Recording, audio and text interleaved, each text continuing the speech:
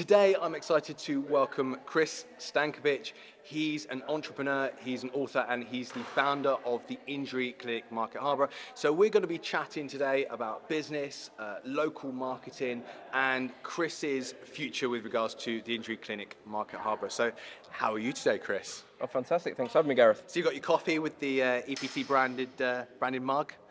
Are you With the decaf, I must say. The branding's great, decaf, not so much. For anyone that doesn't know, so I prefer a decaf because I drink too much coffee, basically. So when Chris turned up, he was really disappointed to know it was a decaf because he needed a bit of a boost this morning. So the man that got me into coffee, it's disappointing, I must say. Yeah. So origin story. So let's go into the origin story. So Injury Clinic Market Harborough, how long has it been going for? So the Injury Clinic Market Harborough, we are in our 12th year now. So set up back in January of 2014. My origin story probably starts a little bit earlier than that. So at the age of 19, always had a bit of an entrepreneurial streak. Learnt massage in my first year of university, was managed to get insured and qualified. And I thought, I'll set up a massage business, renting rooms in gyms around Birmingham, sort of paying £10 an hour for the room, maybe charging £20, £25 for a massage at the time. And that kind of helped with some of the tuition fees and the things. And that kind of always stuck with me throughout university then, and so from the moment of graduation, having been around the outskirts of professional sport, alongside that, rented a room in a Fitness First in Birmingham, right, and set up a fully fledged sports injury clinic, and ran that for just under a year before moving back to Market Harborough, which is where our stories kind of intertwine a little bit. So obviously we got involved in a gym project where you were tasked with heading up the gym, and I was tasked with setting up a clinic. Learnt many things. What to do, what not to do at the time, and that led to myself and you, just bring the listeners into this, of setting up our own small business, which lasted all of about 6 months, I think. Results, health, and fitness. Yeah.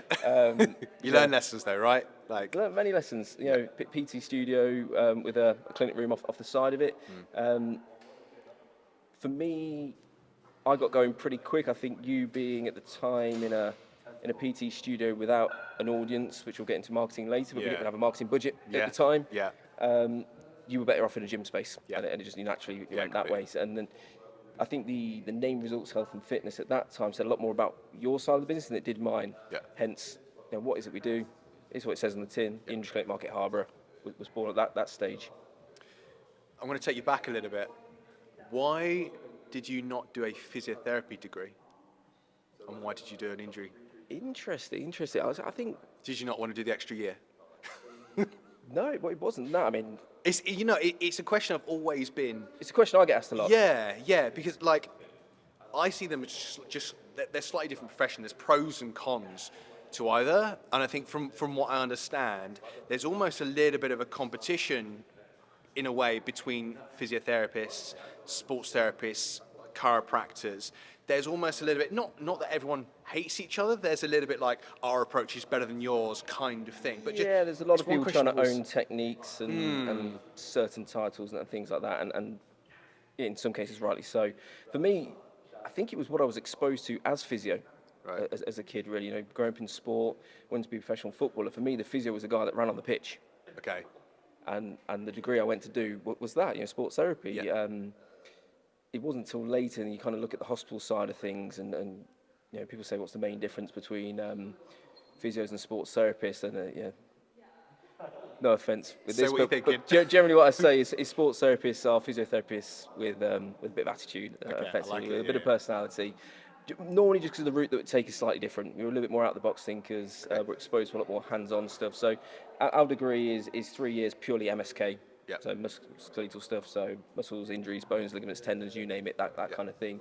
Whereas a physio will spend 3 years in MSK, cardiorespiratory and neurological, so stroke rehab, cardio stuff, that kind of thing. So they're a lot more hands-off. Our approach is very manual therapy based, which is where I started, hence with the massage business. And that always suited me. I've always been somebody who wants to work my hands. I probably would have gone to a trade if I wasn't doing that, but I've always been academic as well, so for me that's where the two met. It wasn't a conscious decision, sports therapy or physio at the time. I didn't have those people, those mentors to go to ask what's the difference, what route should I take. But it is something I get asked by young therapists and aspiring therapists all the time. You know, which should I take really? So who do you employ now? Do you employ any physiotherapists, or do you have a preference towards certain degrees, certain professions? Currently, we're all sports therapists or sports rehabbers. We have had physios in the past. Okay. With the physios, the training is very different. So they're very hands-off and they're very geared to work in the NHS, which is a lot more hands-off than our approach. It's more about how many sessions can we get away with not doing, how little can we get away with doing in the NHS. It's a cost-saving exercise. Whereas for us, what I feel people that go private is, they want to get better, they want to get better quick, and being in an area like Market Harborough, people have the means to do that. As a young sports therapist, is there anything you wish you'd learnt more about? So you've come out of your degree, I know everything about injuries there ever is. After the first year, what did you realise that you needed to learn more about? I always say it's a bit like when you're learning to drive. You learn how to drive on the road, and you get on the road and you realise actually there's a different way of doing things. So I'd probably say 90% of my practice now and where I've gone has been post-university. Started off with adding in different manual skills. I was massaging tissues and working very deep tissue massage on things. I'm thinking, well, really, I know this joint needs to go. I know it needs to be cracked, manipulated, that kind of thing. Yeah. As you know, acupuncture is something that we're big on in the injury clinic, and something I learned probably about a month after graduating, actually. So that's been part of my practice for 13, 14 years. Right. What are some treatments at the moment that you've started to employ that you're finding sort of good results with, and how have... that one again? So treatments that you're employing now, I think you've got some like shockwave therapy, things like that that you've added into that arsenal. Are there some that you wish you'd added in sooner? Are there some that you've spent a little bit too much money on and realising they're not as effective as you first thought? Obviously these are like additional things above and beyond your standard sports therapy treatment, aren't they? Yes. Shockwave therapy being a big one. Definitely wish we had that earlier in my career. They do that for erectile dysfunction, don't they? They do a version of erectile dysfunction, yeah. It might add something we offer currently. Good to know. Watch this space. But no, that's not something we offer. But yeah, shockwave therapy. I think that for what we treat with shockwave therapy, very stubborn conditions like tennis elbow, plantar fasciitis, Achilles tendinosis, that kind of thing. Okay. Whilst the traditional methods work, we were taking a lot longer to treat people. So we were perhaps, in that sense, delaying people's recovery with the tools that are available to us. Now we have the two shockwave machines, we're able to speed that recovery up, and that's something I wish we'd had earlier on in the career. What's your take on massage? Because I think sometimes there's that idea that someone's booking in with you and they expect a massage and that's all they need, job done, fixed, go home. Do you still use massage? How much? Is it something you use less now? What's your take on it, and is it beneficial to still include? Even from a recovery maintenance perspective, what's your overall take on massage? Yeah, absolutely. I think there's a few aspects where massage works. The one being touch. We're becoming a more and more disconnected society these days. Things are becoming more automated, more AI, and I think people are craving that human interaction. So I think touch is still a powerful element of therapeutic effect. I personally do less massage these days, mainly just because the joints have had a bit of a hammering over the career already.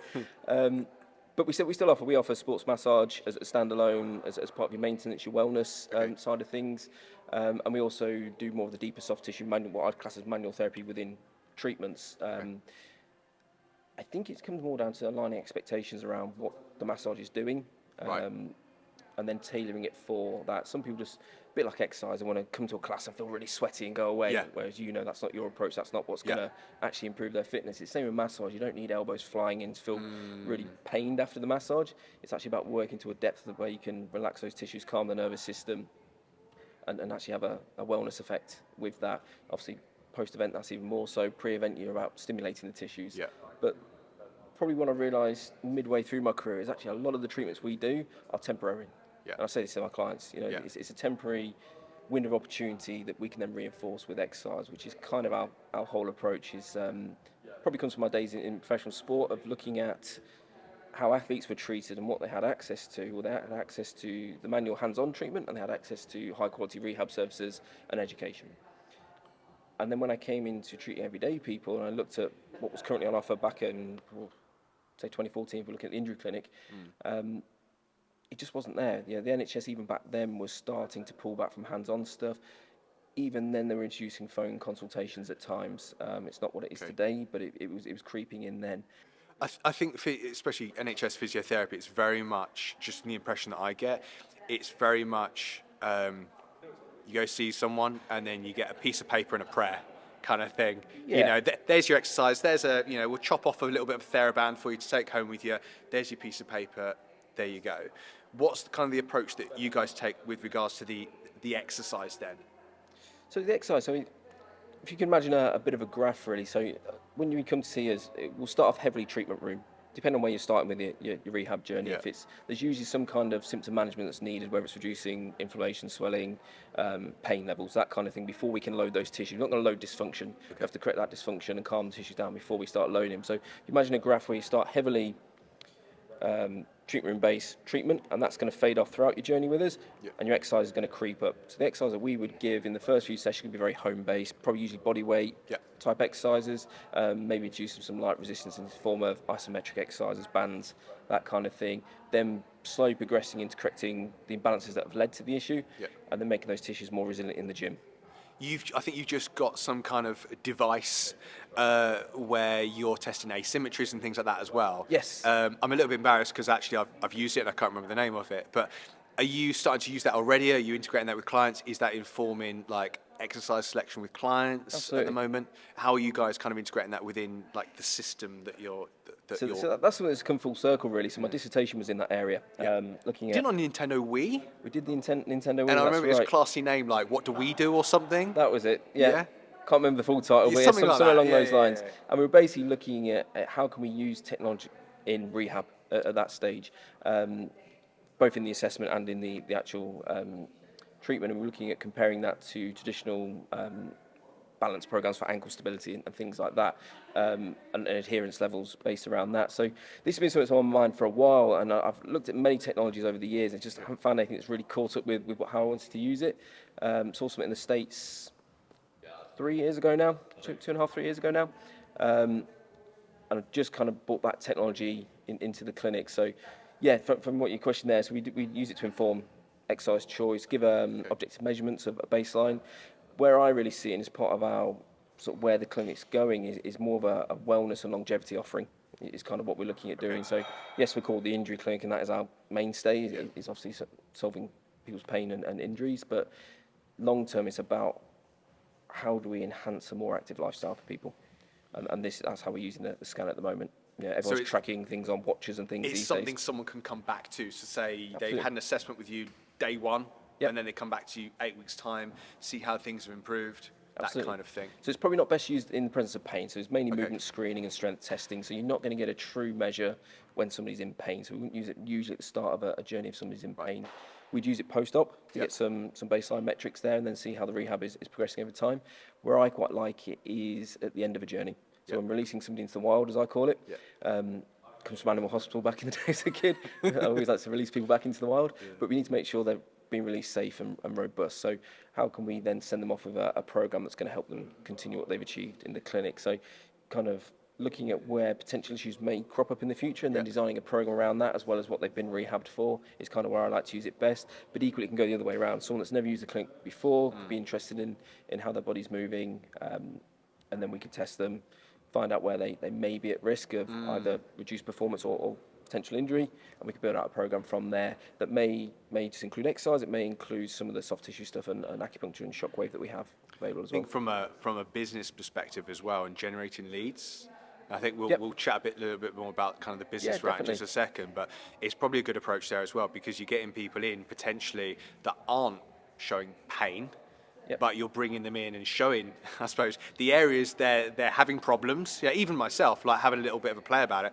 I think we showed a little bit of a left-right difference with like a single leg squat or something. So although there's no pain there at the moment, there's something there that clearly needs to be addressed because it might be causing something in the future or some kind of compensation right now somewhere else that might be causing some issues. People aren't great at, addressing something that might happen in the future. Prevention is always the best cure, but it's not a cure that the human brain logically goes to. We're I think it maybe comes back down to the NHS and our healthcare in this country is we're a very reactive healthcare system. We wait for things to happen. We don't do very many preventative treatments or medications or anything like that. A lot of what we do in this country is reactive, whereas you've spent time in Australia, in Melbourne, where it's all about wellness and preventing injuries and about the the wider well-being of you as a person, as opposed to just reacting to things. It's getting ahead of things, isn't it? Assessing things ahead of time. Yeah. And, if you're not assessing, then you're kind of guessing, really, or you're just, like, head in the sand and not kind of worried about anything going wrong until it does go wrong, basically. Yeah. So most of the injuries we see, they're not recent traumatic episodes, unless somebody's had a contact in sport or something, or a road traffic accident. They're things that have come on gradually, and the person doesn't know why. And when you delve into the injury history, it's actually a previous injury at some point in their life that's led them to overload an area. So usually something isn't working as well, so something's having to double up its workload. In fact, it's working too well, it's now caused pain. Yeah. And we're trained to do that by eye, but what we can do with the scan is get some real objective data on that, and actually maybe see things that our eyes can't see. So we can look a bit around the corner and what could be coming, and nip it in the bud before it becomes an issue. I suppose as well, because clinically it's more of a passive assessment, whereas that's a little bit more active. You're actually doing an exercise you might do in the real world in a gym, so you're maybe just seeing things in a different light as well. I might be wrong, but just... I think particularly from the strength aspect, where we can get a bit of resistance against something, we can see how tissues cope under load effectively. I think that's probably the most useful. In terms of movement screen, obviously we'll get people to single leg squat and lunge and stuff in the treatment room and see things there, but what we may not pick up at the time is those subtle differences side to side, and why you're overcompensating on one side might be something that's going on the other side, which again is a different concept for a lot of people without the education to get their mind around that, where it might be your right knee that's injured, but we actually also need to target some strengthening and treatment around your left hip, because you're shifting your weight off your left hip, and that's irritated right knee when you're running or picking the grandchildren up or whatever. I like it. It's a smart approach, and just the way you kind of integrate everything. And obviously, I can tell you spent a lot of time, maybe too much time, thinking about this, like systematizing everything, especially from a business point of view, making sure that you systematize what you're doing, so your therapists can also understand that process as well, and also where you're trying to get to. A lot of it is that continuity of care. We became very well known very early in the injury clinic for high quality service and the way that we educate people and get them to understand what's going on and why, which the NHS and other places weren't doing at the time, and perhaps still aren't in many cases. So it's how do we, as we expand and go from a one-man band, how do we get that approach uniform across all therapists? Now, the program of care, the plan of care has to be personalised to the person and their situation, whether they're a 65-year-old grandmother who's heavily involved in the childcare of a grandchild, or you're an elite triathlete. It has to be based around them, but the systems that we work within can be quite rigid, have to be rigid to continue that necessary care, and that's something we've spent a lot of time on. For me, I'm really big on the patient journey, or the client journey, or customer journey, whatever you want to call it, of every touch point with your business. Are they getting the best they can at that point? Is there a weak point in that? I'm forever reviewing that and tinkering with that. So what does the journey look like? I'm a client, okay? How do I find you? Where are you? And then what does that journey look like from, is it picking up the phone? Is it communicating via the website? Is there a landing page? Whatever. What does that journey look like? Lead me through that journey, and then is there a reception desk, etc.? What does that, how do I get in the door? How do you get in the door? Yeah, how do I get in the door? How do I get in the door and see one of your therapists? And then what does that first session look like? So there's a few ways. So you'll either encounter our marketing. Again, depending on what service, is it something you have a need for there and then, i.e. you're injured? Or is it one of the wellness services you think, I wouldn't mind improving my health in that aspect? Right. So depending on where you encounter that, where it's a piece of interruption marketing on social media that might come into your life, or you've searched us out on Google and you've seen one of our Google adverts that's led you through to the relevant page on our website. So for instance, if you were searching back pain market Harborough or back pain near me, we'd come up probably at the top. And then you come through to our page and you go straight to the back pain page at that point. So it's all the information at your fingertips, trying to answer all the questions that we know over the years that people with back pain have. So you're more informed. We always want a more informed client before we talk to them, ideally. And from there, you'd request an appointment through a form, which would come through to reception, and then the client care team would give them a call. We try and spend as much time as we can on the phone. That's something we're working on. We're probably going to hire a new position there at the moment, just so we can spend even more time on the phone, actually take those conversations away from reception into a back office. So if we can spend 10, 15, 20 minutes if it's needed with the person to really understand what their needs are and how we can best help them. So this would be pre-appointment? This will be pre-appointment. Okay. And then from there, we'll decide if we're the best place to help you. If we're not, we have a great network in the area. We'll try and refer you to someone that we think can help you better than us, if that's the case. But 9 times out of 10, you're in the right place if you've been through the website and you've booked a call with ourselves, or we've given you a call. And then from there, you get booked in for initial assessment with one of the practitioners, where they take you through a thorough movement assessment. We could potentially bring the health fit scan in at that point if needed. We don't usually, but we can add that in. And they would basically go through your whole history, really listen to you, find out what your goals are, what you want to achieve, and then they'll come up with a plan of care from there and recommend how many number of sessions it's roughly going to take to get you to X. So I'm not going to come in for one session and be magically cured, no? It would be unusual. Yeah, I think it's a common thing you see, isn't it? I think people suddenly think they come in for one session, maybe a little bit of a massage, and suddenly they're cured or something. I think the reality is it's part of a longer process. It's probably taken them many years to get to the point where they are, I hate to use the term broken, but like pain is there because of maybe many years of something has accumulated to and created that. Or, habitual, or and then they think it could be regular. fixed within 24 hours or a 1 hour session or something. So it tends to be a longer.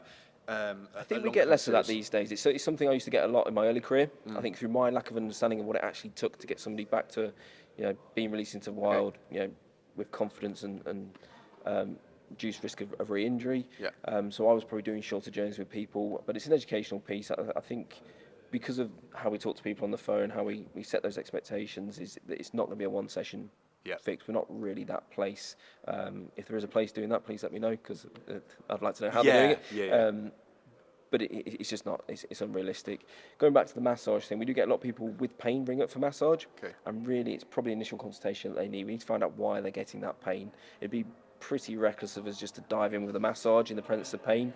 There is a bit of an assessment in massage, but it's not the full depth clinical assessment that we would do on an injury pathway. So again, I think most people ring up for massage in pain because it's what they know, it's safe, it's a term that they know what they're going to get. But once they have a conversation with the front desk and the client care team, they will kind of talk through their options, and that's what we're about, just giving people options on how they want to experience healthcare, which unfortunately we don't have in this country anymore. With the NHS, you're dictated on where you have it, when you have it, who you have it with. And unfortunately, you might have to travel quite far for that. So we're all about giving people's options in their choice. It might be a pain journey. You just want to get out of pain. That might be a 3-4 session journey, or it might be something, I've had this pain a long time, I want to correct all the imbalances and get strong, and it might be a 12 session journey.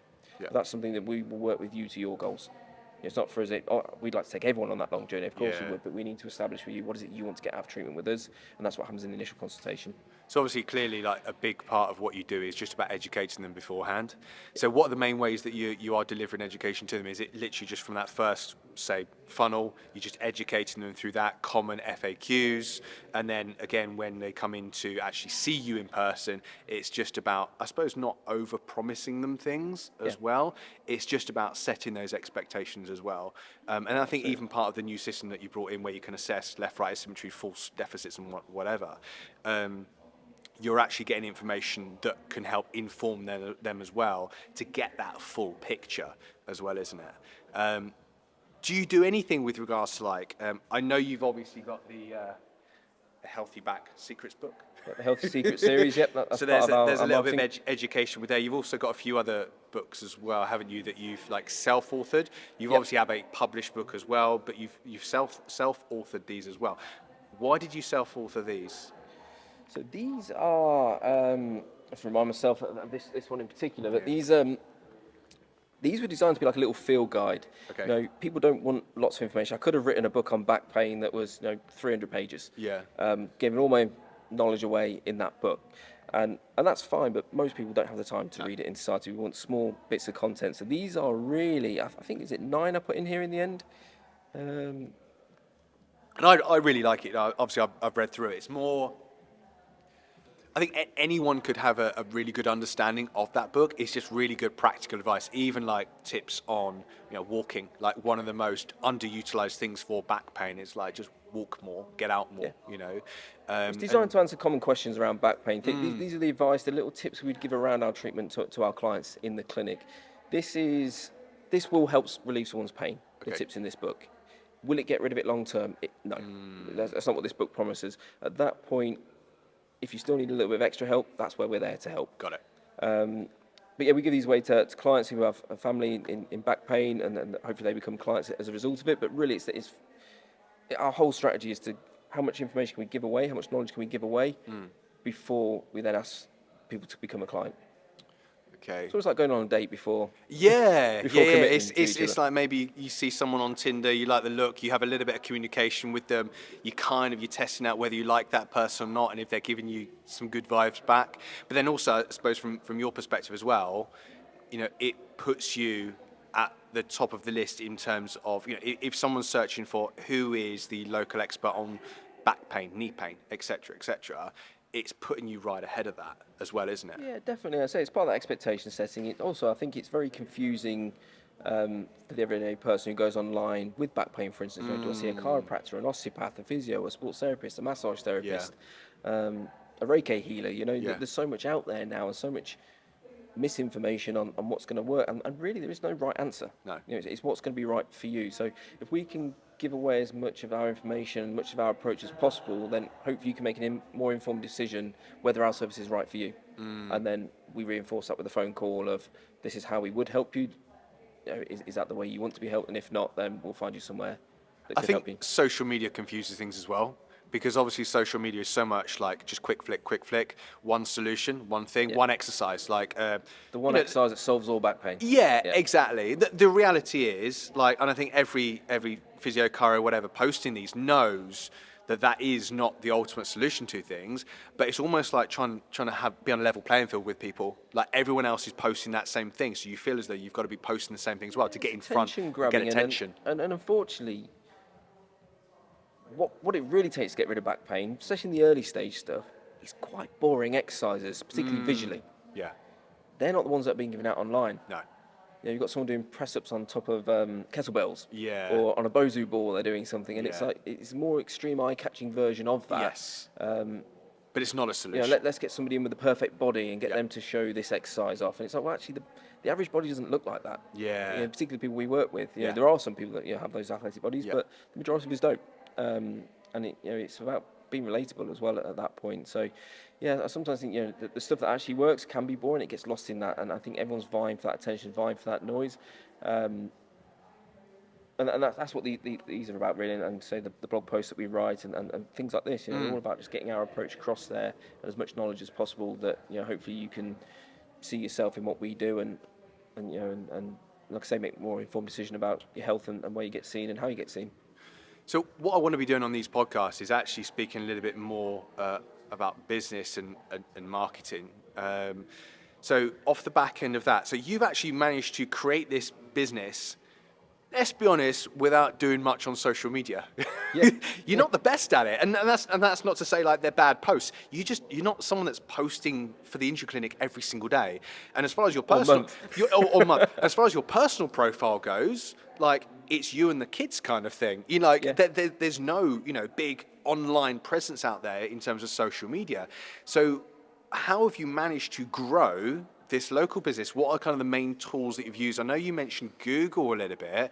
Yep. Or is it literally just been, let's take it back a little bit, right? So when did the injury clinic, formerly Results Health and Fitness, become the injury clinic it was now? What happened to, I suppose, get your books full? Because I suppose you started out in this one room by yourself as part of a PT studio. Yep. You built yourself up to a point where you were just busy enough, right? You knew you could pay the bills. You knew what income was coming in, and then it got to the point where you're willing to take a risk. Is that what happened? It's a great question. Because I don't kind of know the transition story there. It's really How did it interesting. happen? It's something I think you're the same. When you're a driven individual and you're always looking at what you can do next, you're always focusing on where you're not and where you want to be and the gap between that and what you need to do to fill that gap. Very rarely do we stop and look in the rearview mirror of how did I get here, and that reflection point. And the last few years have definitely been a bit of a reflection point. COVID was great for that in terms of that great pause, what got us here and what's going to get us out of here, that kind of thing. Somebody asked me the other day, did you always know it was going to be a success? And I think deep down I did. I think I always knew there'd be a tipping point. I knew the floodgates would open one night. I knew it wasn't going to be a gradual, let's build up. It was going to be a grind, and one day I would wake up and the phone would ring loads. And to a point, that was almost the case. Yeah. There was certain marketing that had to happen that went into that. I definitely got to a point, obviously, when Results Health and Fitness broke down, we were in the injury clinic. I was earning enough to get by, but I wasn't earning enough to put into marketing. Yeah. So, awkward phone call to my parents, and I asked to borrow £500 Yeah. from them. And they gratefully gave it to me, and I took that, and I bought a couple of A-frame boards to put outside the clinic at the time, which was in a rugby club, so it was a high footfall. Yeah. I had a roller banner, and I think I invested in some flyers at that point. Yeah. But if I'm truly honest, in those early days, it was just great service. It was just being different to what was on offer. So referrals, retention. Yeah, word of mouth, Yeah. referrals.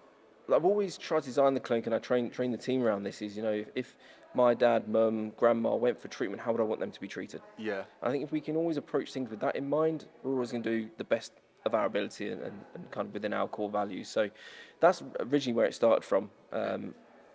Back then, Instagram wasn't a thing. No. Facebook, it was cheaper to get leads Yeah. from Facebook at the time, so I used to dabble with the odd, £20 post Yeah. here and there, and you Yeah, could pick booster a couple post, of leads. yeah. A little booster post. Put a few posts out there. What's Yeah. doing well? Let's boost that one. Yeah. Not highly targeted, and to be honest, the business wasn't highly targeted back then, and we're still a general clinic now. Yeah. Again, we managed to build this big clinic without niching down into anything, which I think is also part of its success. But yeah, very much word of mouth. And then you get busier than you can handle, really. Yeah. At the time, I was the marketer, I was the therapist, I was the receptionist answering the CEO, phone, is booking it? Chief people in. Chief of everything officer. That's it. Yeah, literally chief of everything officer back Yeah. at that point, and it was affecting my health. I was having gut problems. I wasn't sleeping at night, and I knew I couldn't continue that way. But I also knew it needs to get bigger. It was never called the Chris Clinic. Yeah. It never has had my name above the door because I always saw it bigger than myself. Yeah. So you start to take on NHS physios at that point, in the evening.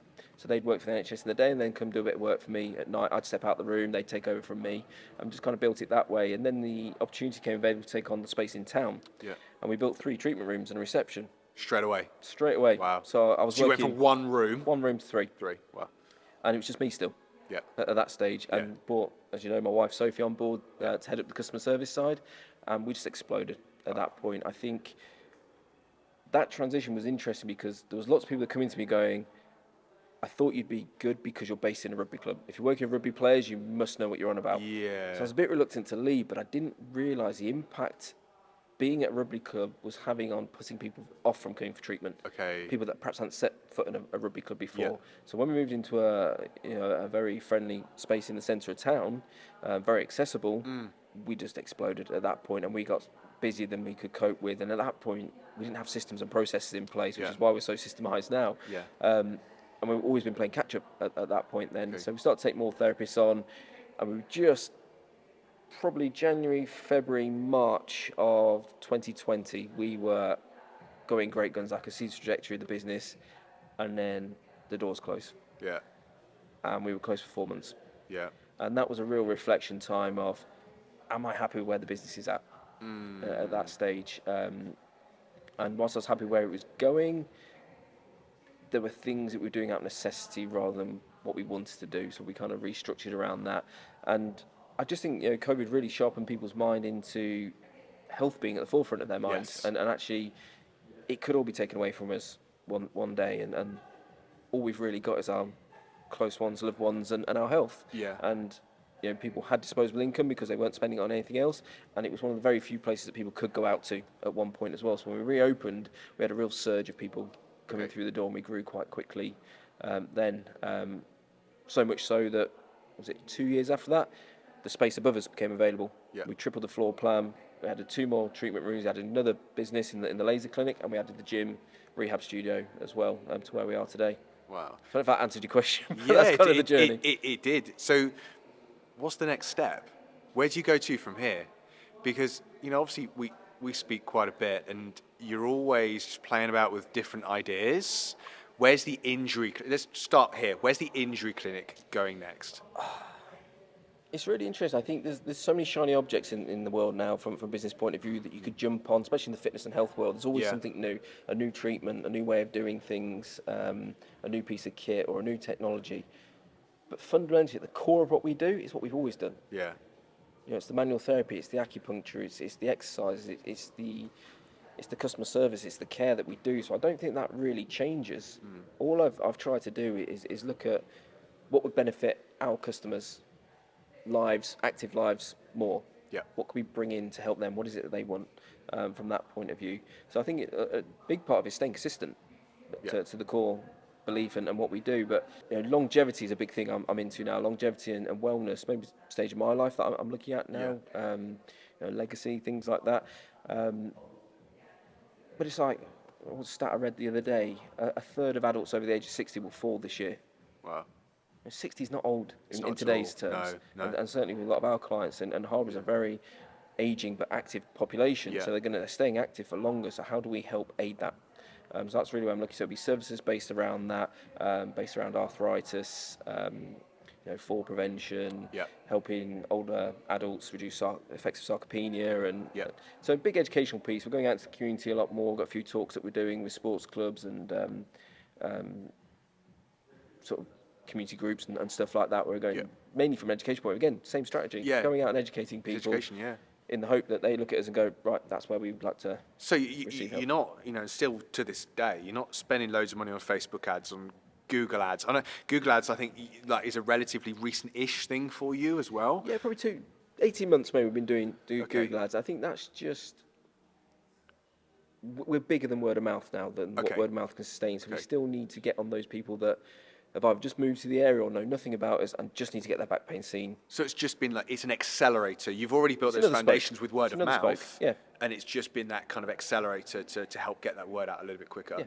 Yeah, definitely. Because I think it's one of those things where nowadays people, because attention span's so short, there's that whole thing that people need to see you in so many, I think 7 places now, I think. It used to be like 4 a few weeks ago. It's up to 11 points of contact before somebody makes the buying decision. Mad. So the more places you can be, the more omnipresent you can be. And at the end of the day, the best way to get someone to come and see you is going to be word of mouth. Because I'm going to always, like, if someone came to me and they wanted to see a sports therapist, right? I'm obviously going to refer them to you because I know you, right? And that word of mouth is going to be much more powerful than them receiving receiving a flyer from someone else. So there's always going to be word of mouth. And I know, like, I think especially nowadays, as we get less and less and less contact in person, and more people are reliant upon social media and all like these quick marketing tactics potentially, there are so many people missing out on the fact that we will always be more geared towards trust from an in-person perspective. I think it's difficult. I mean, there's a lot of businesses out there that look very successful businesses on Instagram because the amount of followers or the amount of videos they put out. But if you picked up the phone now, I guarantee you'll get an appointment in the next hour or two. And that's the sad truth about the world we're living in. It's a little bit smoke and mirrors online, and this is the reality of what people, or the reality they think they're seeing. So it's difficult from that point of view. You know, is there anything wrong with doing more social media videos? Absolutely not. But you've got to have the grounding of the other stuff. So what's next for Chris? It's an interesting one. It's a bit of a crossroads for me at the moment. You know, I didn't get to where I am now without a great team.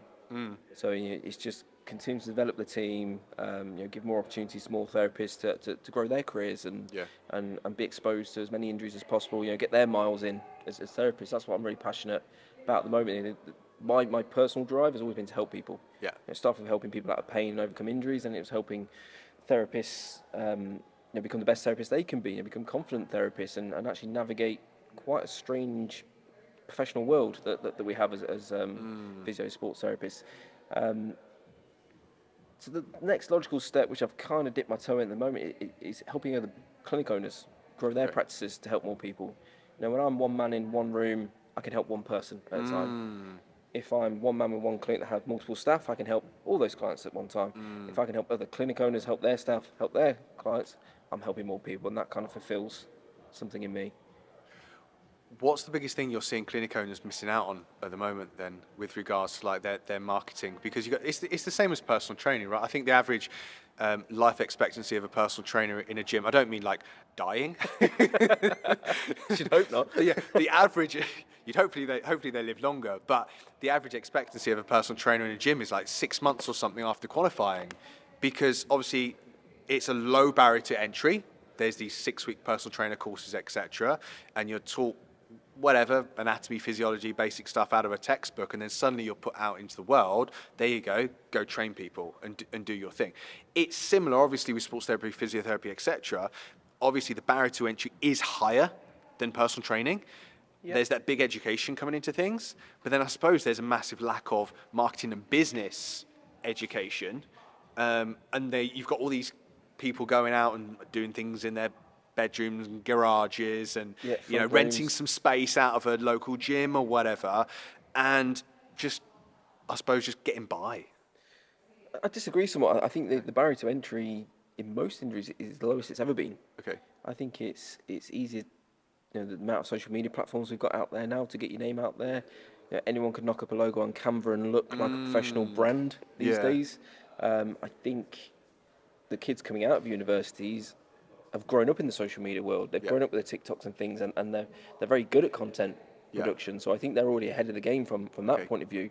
But what they probably lack is those fundamentals of running a business and marketing to a customer effectively, and looking at the wants and needs of the person they want to be treating rather than the wants and needs of them as a therapist, and what looks cool on Instagram, for instance. It looks very cool to work for a professional sports team and work with professional athletes and stuff. Yeah. But the reality is most therapists aren't doing that. It's 60-year-old Jane who has got sore knees and say can't carry a shopping home from town. Yeah. For me, that's always been where the reward's been. I've worked in professional sport, and it's great getting somebody's body to perform at a higher level than what the average human body can. Yeah. But my God, is it more rewarding? Yeah. Helping somebody just function at a level that they should be able to, and all the things that come with that, and how that affects their relationships and their mood and what they can then achieve. So I think it's recognising that. I think despite it being a caring profession, what I'm experiencing at the moment is a lot of people get into it for the wrong reasons. Okay. Like what? Either it be from an ego point of view, or it sounded like a cool thing to do. Yeah. Physio from university. My lecturer told me I'd be good at it, or I'd always like science and PE. It's that kind of thing. But the therapists that do the best, they're not always the most knowledgeable, they're not always the most textbook, but they're the ones that care the most. And I think when you don't have that care, that's not really something that can be taught. So that's from a practitioner point. From a business point of view, just those fundamentals of marketing. That, or even in the healthcare industry, marketing and sales is actually a bit of a dirty word. A lot of people go, well, I'm here to help people. Why would I sell to them? Well, at some point we have to sell them on an option of care. Yeah. You're getting married soon. At some point you had to sell yourself to your fiancé. Yeah. Our kids sell us every night on why they should stay up an extra hour before they go to bed. Yes. It's the same thing. Everything is sales. Yeah. And I think in the healthcare world, we're different. We're different in the healthcare industry. We don't sell. For me, selling is about helping people have more informed decisions on their health and how they want to be treated, giving them options. You come in with plantar fasciitis to our clinic, we've got the traditional approach where we might use acupuncture, we might use manual therapy techniques, ultrasound, or we've got the gold standard shockwave choice. It's more expensive, but you'll get better quicker, and you've got a more success rate of longer recovery. Which would you like? Yeah, absolutely. Obviously, I want you to take the shockwave because, one, I know it works, and as a business, we get more money over a short period of time. But I have to give you the choice and the pros and cons of each one and what's going to be right for you. I think on that note, I think that's a great place to finish. Yeah? How long does that mean? Yeah, I don't know. It's been a while. One question I'm going to ask you, actually. So what's a great book you recommend, whether it be business, marketing, for young sports therapists, etc.? Is there something that you're reading at the moment? Oh, there's so many. I think anyone working with people, I would recommend Surrounded by Idiots. Okay. Really understanding the 4 personality types. Obviously, it's more than that, but it puts me into the main 4 personality types. that was one of the big switches for me. Those difficult people that you work with, you don't quite connect with. You're not going to get on with everybody. You're not going to like everybody. Not everybody's going to like you. But how do you get to understand those people? And for our industries where we're actually passing information across, is how does that personality type like to receive information? Are they somebody that just needs a little bit and get on with it? Yeah. Or are they somebody that needs to know everything in depth? Yeah. You've had those clients, Yeah, and they can feel like difficult clients because they're always asking questions.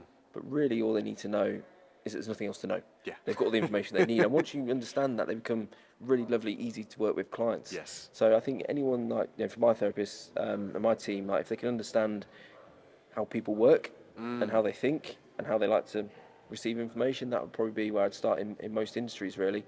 Then look at your sales and your marketing and everything else off the back of that. I like it. It's one I've not actually read, so I'm going to end up picking that one up, definitely. Yeah. But anyway, thank you for joining us today. Chris, where can people find you or the Injury Clinic? Online at the Injury Clinic Market Harborough.co.uk. Or say all the information on there. We're constantly updating it with frequently asked questions of back pain, knee pain, and anything. That's what I'm spending a lot of my time doing, is writing at the moment. There's a lot more to come on that. On social media, it's at the Injury Clinic MH. And yeah, that's about it, really. Yeah, thanks, Chris.